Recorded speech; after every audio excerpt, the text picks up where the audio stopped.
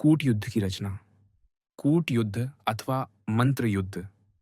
धनुर्धारी से फेंका हुआ बाण एक को मारे या न मारे, परंतु बुद्धिमान द्वारा चलाई हुई बुद्धिगर्भगत बालकों को भी जा मारती है। विजेता राजा तभी प्रकाश युद्ध का आश्रय ले जब उसकी सेना सर्वथा सुव्यवस्थित हो, बाह्य तथा आभ्यंतर विपत्तियों का प्रतिकार हो चुका हो और शत्रु पक्ष में अमात्य आदि प्रकृतियां निर्बल हो चुकी हों। अन्यथा वह कूट युद्ध अथवा मंत्र द्वारा शत्रु को पराजित करने की चेष्टा करे। प्रकाश युद्ध में देश और काल का निर्देश करके परस्पर धर्म के नियमों को भंग न करते हुए संग्राम किया जाता है, परंतु कूट युद्ध में ऐसे किसी नियम का पालन करना आवश्यक नहीं। इसमें किसी भी साधन से शत्रु का नाश उद्देश्य होता है। झूठ, छल एवं प्रवंचना आदि का आश्रय भी इसमें अनुचित नहीं माना जाता। कूट युद्ध में शत्रु को छिपाकर मारा जा सकता है, रात को सोते हुए नष्ट किया जा सकता है, भागते हुए पीछा करके समाप्त किया जा सकता है। इसमें गांवों को लूटा जा सकता है, फसलों को जलाया जा सकता है, पुलों को तोड़ा जा सकता है और जलाशयों को विष द्वारा दूषित किया जा सकता है। प्रकाश अथवा धर्म युद्ध में समान शस्त्रधारी के साथ ही युद्ध किया जा सकता है। निशस्त्र को नहीं मारा जा सकता, घुड़सवार पैदल से नहीं लड़ सकता, खड्गधारी अश्वारोही से युद्ध नहीं कर सकता। किसी ऊंचे स्थान पर चढ़े हुए, हाथ जोड़कर खड़े हुए, कवच उतारे हुए, उदासीन खड़े हुए, ऊपर देखते हुए, दुहक में मग्न, भयभीत, घायल, रोगी, लेटे हुए, मुख उलटाए हुए, पानी पीते हुए, भोजन खाते हुए, वस्त्र उतारते या पहनते हुए व्यक्ति पर भी प्रहार नहीं किया जा सकता। युद्ध में ब्राह्मण, स्त्री, सारथी एवं राजदूत को भी नहीं मारा जा सकता। रोगी और घायल को युद्ध क्षेत्र से सुरक्षित रूप में चिकित्सालय में ले जाया जा सकता है और मार्ग में उन पर शस्त्र नहीं चलाया जाता। धर्म युद्ध में समीपस्थ कृषि संलग्न किसानों पर प्रहार नहीं किया जा सकता। उन्हें अपने कार्य में निर्विघ्न छोड़ दिया जाता है, परंतु कूट युद्ध में इन सभी नियमों का पालन करना आवश्यक नहीं। राजा विजय के एक लक्ष्य की सिद्धि के लिए इन सब नियमों का उल्लंघन कर सकता है। विजय अभिलाषी राजा आवश्यकता अनुसार अपनी प्रजा को भी धोखा दे सकता है और उन्हें शत्रु के विरुद्ध युद्ध में सम्मिलित होने के लिए अधार्मिक या धार्मिक उपायों द्वारा प्रेरित कर सकता है। वह अपनी सेना को प्रेरित करते हुए कहे, जिन लोगों को यज्ञ समूह, तप तथा अनेक यज्ञीय पात्रों का संचय करने वाले स्वर्ग के अभिलाषी ब्राह्मण जाते हैं, उन्हीं लोगों को युद्ध में प्राण छोड़ने वाले शूरवीर क्षण भर में प्राप्त कर लेते हैं। जो पुरुष स्वामी के अन्न में उड़न होने के लिए युद्ध नहीं करता, उसे यज्ञीय जल से पूर्ण, सुसंस्कृत तथा पवित्र दर्श से प्रावृत्त आचमन पात्र प्राप्त नहीं होता, अर्थात वह किसी धार्मिक कृत्य में सम्मिलित नहीं किया जा सकता और वह नरकगामी होता है। इस प्रकार के उत्साहपूर्ण धर्माडंबर आश्रित व्याख्यान अपने मंत्री और पुरोहितों द्वारा भी योद्धाओं को राजा दिलवाए। शूरवीरों को स्वर्ग का लालच दिखाने से और भीड़ों को नरक का भय दिखाने से कार्य सिद्धि में बहुत सहायता प्राप्त होती है। यदि राजा पराजित होने के बाद पुनः जीवन की आशा छोड़कर युद्ध क्षेत्र में वापस लौट आए, तो उसके आक्रमण का वेग असाध्य हो जाता है। ऐसा सोचकर राजा पराजित शत्रु को आवश्यकता से अधिक दबाने की चेष्टा न करे। मंत्र युद्ध का अभिप्राय बुद्धिमत्ता के उपायों से बिना शस्त्र प्रयोग किए शत्रु को पराजित करना है। विजयाभिलाषी राजा मंत्र युद्ध में शत्रु के अमात्य आदि को अपने स्वामी के विरुद्ध कर देता है और उसे निस्सहाय बनाकर अपने अधीन कर लेता है। वह शत्रु की सेना में भी विद्रोह उत्पन्न कर देता है। तब वह सेना अपने सेनापति तथा राजा का साथ छोड़ देती है। इस तरह भी शत्रु बलहीन होकर विजेता के अधीन हो जाता है। मंत्र युद्ध में वेश्याओं को शत्रु पक्ष में भेजा जाता है और उनके द्वारा अमात्य, सेनापति आदि उच्चाधिकारियों के भेदों का पता लगाया जाता है। विषकन्याओं के प्रयोग से राजकुमार या राजा को मरवा भी दिया जाता है। राजमहिषी की सुंदर परिचारिकाओं को भी धन देकर इस कार्य के लिए प्रयोग में लाया जा सकता है। अथवा शत्रु के पास अपने याचकों को भेजकर उनके द्वारा भोजन में जहर मिलाकर भी राजा या अन्य उच्चाधिकारियों को मरवाया जा सकता है। जाली पत्र, नकली मुद्रा, मिथ्या शासन प्रचार आदि से बुद्धिमान राजा शत्रु पक्ष में अव्यवस्था उत्पन्न कर दे और प्रजा को अपने राजा के प्रति अनुकूल कर दे। जिस राजा की प्रजा ही विरुद्ध हो गई हो, उसे पराजित करने और अपने अधीन करने में कोई कठिनाई नहीं होती। मंत्र युद्ध से शस्त्र का प्रहार किए बिना ही कार्य सिद्धि हो जाती है। अतिसंधान, छल द्वारा शत्रुनाश। विजयाभिलाषी राजा अपने शत्रु को जब वह किसी विपत्ति से ग्रस्त हो या उससे मुक्त हो रहा हो, कपट योग अथवा अनुसंधान के अन्य उपायों द्वारा अपने वश में कर ले। जब कभी शत्रु अपने देवता की पूजा के लिए किसी उत्सव में सम्मिलित होने जा रहा हो, उस समय अतिसंधान का प्रयोग सर्वोत्तम है। जब शत्रु राजा मंदिर में प्रविष्ट हो जाए, तो उसके ऊपर यंत्र द्वारा गुप्त भीत या शिला गिरा दी जाए और उसे दुर्घटना द्वारा मर गया प्रसिद्ध कर देना चाहिए। अथवा उत्सव के जिस तरफ राजा को आना हो, उधर बैठने ठहरने या आने जाने की भूमि में गोबर लीपने और सुगंधित जल छिड़काव के बहाने विष छिड़का दिया जाए या फूलों में विष मिलाकर राजा को सूंघा दिया जाए। इस तरह मृत्यु प्राप्त राजा को अकस्मात मरा हुआ घोषित कर दिया जाए। अथवा शत्रु राजा के सोने बैठने के स्थान के नीचे एक कुआं खोदकर उसके मुख को अच्छी तरह ढक दिया जाए। उसमें एक ऐसा यंत्र लगाया जाए कि जिसकी कील निकलते ही राजा कुएं में गिर पड़े। इस कुएं में त्रिशूल भाले डले रहने चाहिए, जिससे शीघ्र ही राजा की मृत्यु हो जाए। अथवा शत्रु राज्य के 4 कोस तक की सीमा तक तृणकाष्ठ आदि को आग लगा दी जाए। अथवा राज्य में पिए जाने वाले पानी को दूषित कर दिया जाए। अथवा शत्रु सेना के मार्ग में शूल डालकर धोखे के कुएं खुदवा दिए जाए, जिनमें बहुत से सैनिक गिरकर मर जाएं। शत्रु द्वारा खोदी हुई सुरंग का पता लगाकर राजा उसके मुकाबले में दूसरी सुरंग को विषैले धुएं से भरवा दे, जिससे शत्रु वहां से गुजरता हुआ नष्ट हो जाए। विजयी राजा उसी स्थान पर अपनी स्थिति करे जहां से वह शत्रु पर कपट से जुआरी की तरह प्रहार कर सके और अपने राज्य की रक्षा एवं अपनी राजधानी की वृद्धि कर सके। यदि शत्रु पर धोखे से रात में आक्रमण करने से सिद्धि की संभावना हो, तो रात्रि के समय सोते हुए शत्रु पर हमला कर दे। यदि आक्रमण में असफलता हो जाए, तो दुर्ग के किसी पार्श्व से धर्मध्वजी साधुओं की मंडली में सम्मिलित होकर अथवा मृतक के पीछे स्त्रियों में मिलकर राजा शत्रु के घेरे से बाहर निकल जाए। यदि शत्रु राजा के अपने दुर्ग पर अधिकृत हो जाए, तो राजा खाने पीने की सामग्री में छिपकर बाहर निकल जाए।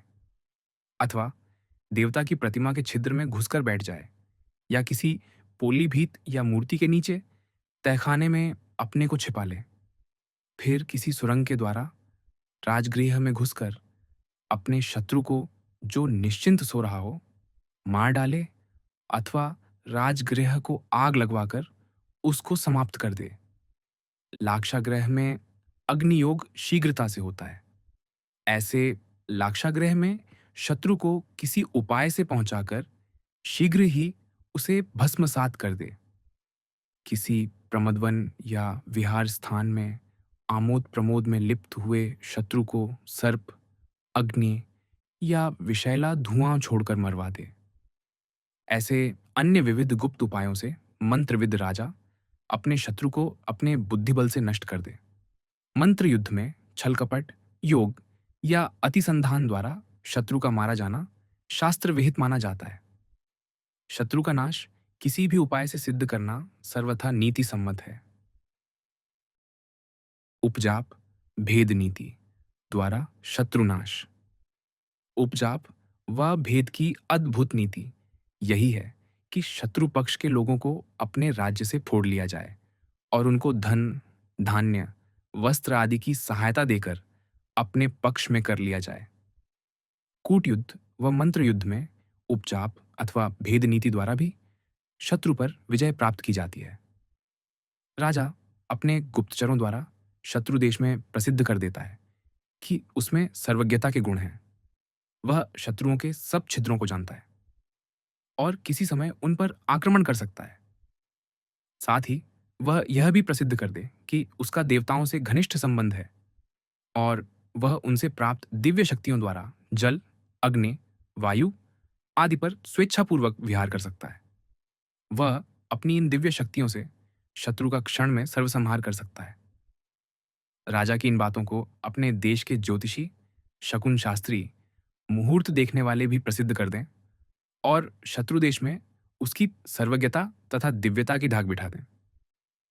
राजा के भेजे हुए दूत भी शत्रु के अमात्य व सैनिक पुरुषों के सम्मुख अपने स्वामी की जीत और शत्रु पक्ष के निकट भविष्य में होने वाले नाश की प्रसिद्धि कर दें। वे शत्रु पक्ष में जो चतुर पुरुष हों, उनको दिन रात गद्दे की तरह काम करने वाले बताए, उसके सैनिकों को राजा के लठ व कुल्हाड़ी रूप में बताए, जो राजा द्वारा दूसरों को गिराने व काटने के काम आते हैं। जो निराश पुरुष हों, उन्हें कहें कि राजा तो एक फलहीन बेंत के समान है। वह थोथे मेघ के सदृश है, जिससे किसी वस्तु की आशा नहीं की जा सकती। अपमानित व्यक्तियों को राजा की उपमा वज्र वर्षा से दें, जो किसी समय गिरकर उनका नाश कर सकता है। इस प्रकार प्रजा के लोगों को राजा के विरुद्ध उत्तेजित करने के लिए राजदूत व अन्य गुप्त पुरुष यत्न करते रहे। राजा जो अपने कथन में आ जाए, उन्हें धन और मान द्वारा सम्मानित करे। जब जब इन पर धन व अन्न संकट हो, राजा शत्रु पक्ष के इन संकटों को दूर करने का यत्न करे। जब दुर्भिक्ष, चोर व जंगली जातियों के उपद्रव हो रहे हों, तो राजा उन्हें शीघ्र ही शांत कर देने की चेष्टा करे। इस प्रकार शत्रु पक्ष को अपने राजा से फाड़कर विजेता उसे अपने पक्ष में मिलाने का उपाय सोचे। इस तरह भी शत्रु पर विजय पाई जा सकती है। कपट द्वारा भी यदि कार्यसिद्धि हो, तो राजा उसके आचरण में संकोच न करे।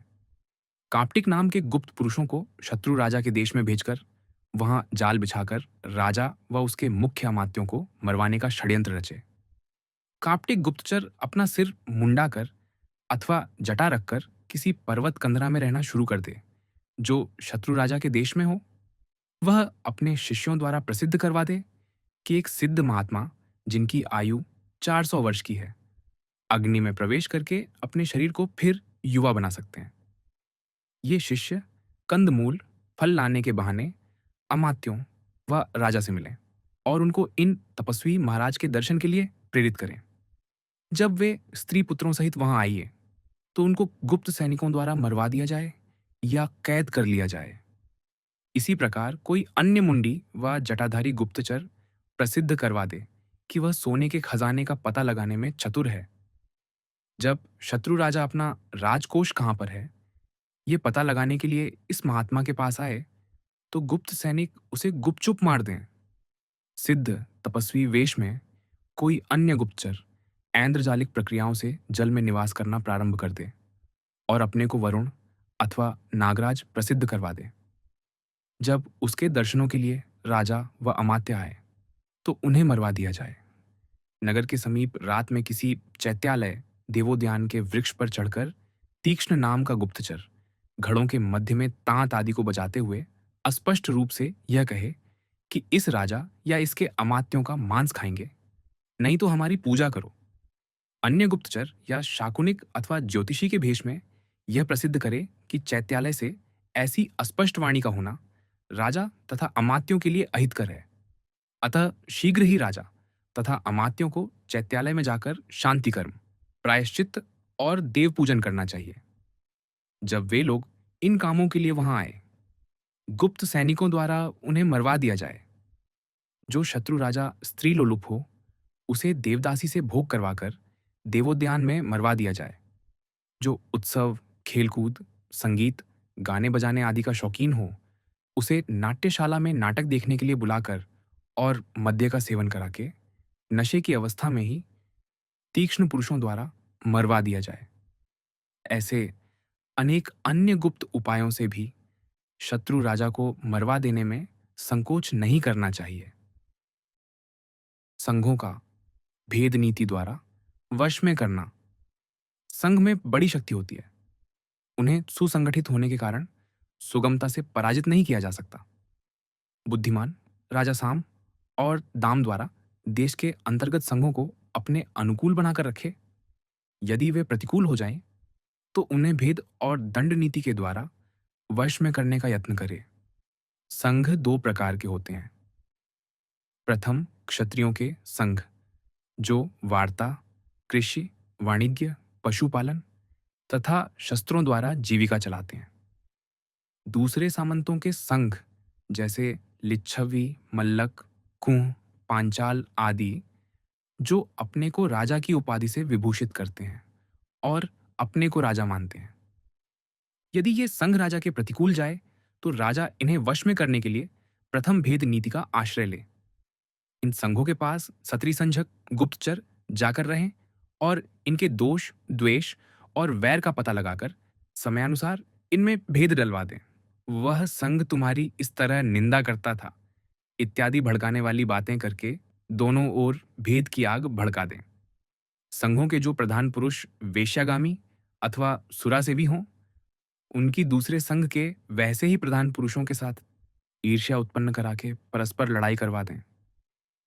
संघ के जिन राजकुमारों की बड़ी प्रतिष्ठा हो, उनका छोटी प्रतिष्ठा वाले राजकुमारों के साथ एक स्थिपात्र में भोजन तथा विवाह संबंध रुकवाकर उनमें परस्पर वैर के बीज बो दें। इसी तरह बड़ी स्थिति तथा छोटी स्थिति के अन्य पुरुषों में भी कलह उत्पन्न करके संघ की शक्ति निर्बल बनाने की चेष्टा करे। इन सारे कलहों में राजा दुर्बल पक्ष को कोष या सेना द्वारा अपने पक्ष में मिलाकर प्रतिपक्ष के वध में नियुक्त करे। संघ के फोड़े हुए लोगों को पृथक पृथक भूभागों में उनके 5 घर या 10 घर बसाकर खेती के काम में लगा दें। यदि वे सारे एक जगह बसा दिए जाएंगे, तो फिर कभी शस्त्र ग्रहण को तैयार हो जाएंगे। राजा इनसे समय पर राज्य का कर संग्रह करता रहे। संघ में जो घनिष्ठ लोग हों, राजा उनको अपने साथ मिला ले और उन्हें अपने पुत्र व भाइयों को धर्म शिक्षा देने के लिए नियुक्त कर दे। जो अधार्मिक लोग हों, उन्हें उन धार्मिक व्यक्तियों के विरुद्ध भड़काकर उनसे पृथक कर दे। यदि किसी संघ के अनेक मुख्य पुरुष एक कामिनी पर मोहित हों, तीक्ष्ण नाम के गुप्तचर उस कामिनी द्वारा धन देकर परस्पर कलह उत्पन्न करा दें और गुपचुप शस्त्रों द्वारा वध कर डालें और फिर प्रसिद्ध करा दें कि वे कामीजन परस्पर के कलह में मारे गए हैं। यदि झगड़े की बात खड़ी होने पर भी एक मुख्य पुरुष झगड़े के लिए तैयार ना हो, तो उसके पास जाकर स्त्री कहे, वह अधिकारी मुझे आपके पास आने से रोकता है। क्या करूं? मैं तो आपको हृदय से चाहती हूं। जब तक वह जेगा, मैं आपके पास नहीं ठहर सकती हूं। इसी प्रकार उसे दूसरे मुख्य पुरुष के विरुद्ध प्रयुक्त कर दे।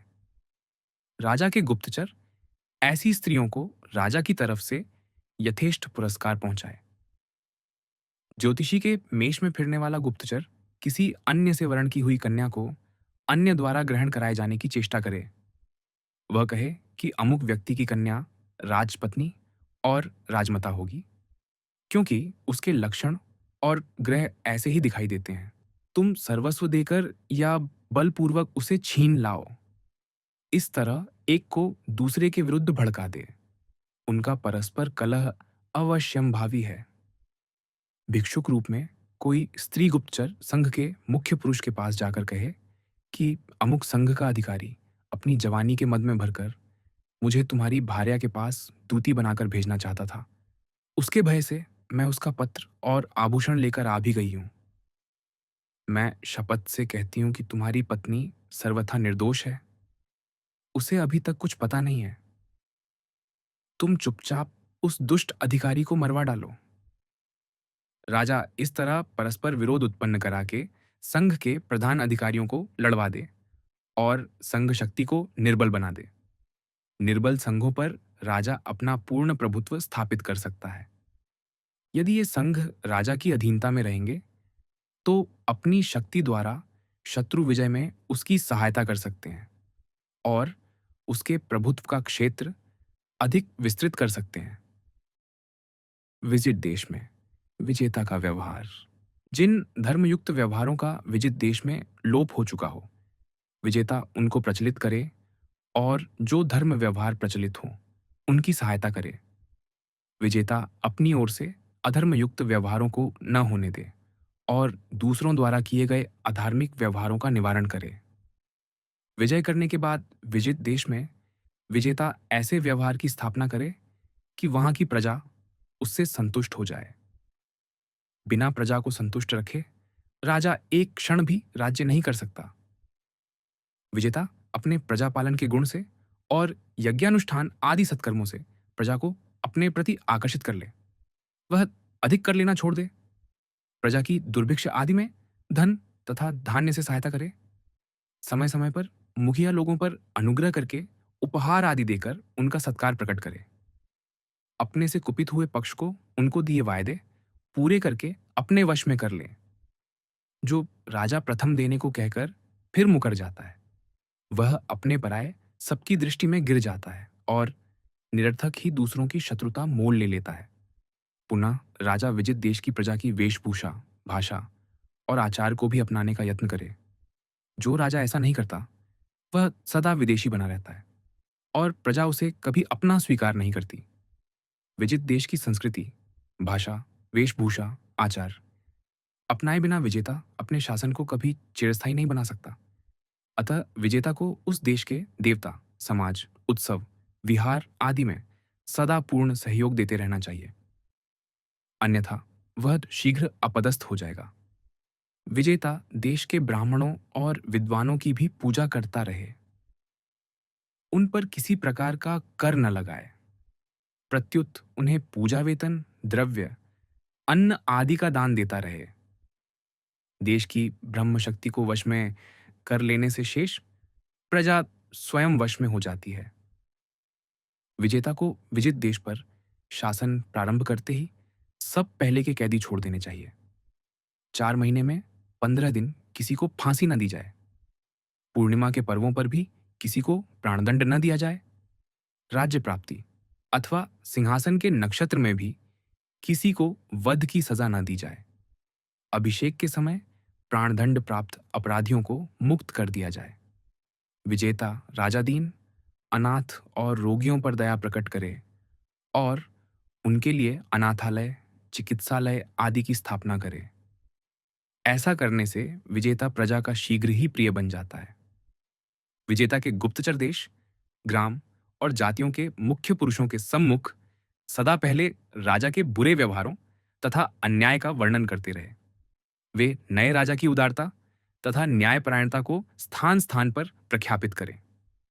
जिन जिन लोगों ने विजेता के प्रभुत्व की स्थापना में सहायता की हो, विजेता उन पर अनुग्रह करना कभी न भूले, अन्यथा वे प्रतिकूल होकर प्रजा में असंतोष उत्पन्न कर देते हैं।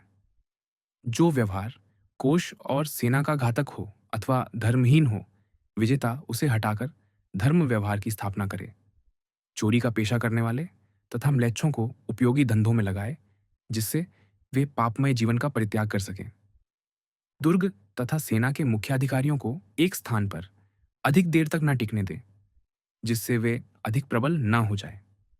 जो मंत्री या अमात्य अभी तक शत्रु के गुणों का स्मरण करते हों, उन्हें पदच्युत करके दूर प्रदेश में निर्वासित कर दे। उनके स्थान पर सुपरीक्षित एवं सुयोग्य अधिकारियों को नियुक्त करे। जिस दोष के कारण अपना राज्य शत्रु द्वारा पहले कभी छीना गया था, उस दोष को राजा पुनः न उभरने दे। जिन गुणों की लोग प्रशंसा करते हों, विजेता उन्हें अपने में धारण करने का प्रयत्न करे। यदि पिता, भाई अथवा राजकुमार के किसी दोष से प्रजा में असंतोष हो, तो उसे दूर करने का वह भरसक यत्न करे। इस तरह विजित देश में व्यवहार करता हुआ विजेता दृढ़मूल हो जाता है, अन्यथा वह शीघ्र ही कुपित प्रजा द्वारा राजगद्दी से उतार दिया जाता है और मार दिया जाता है।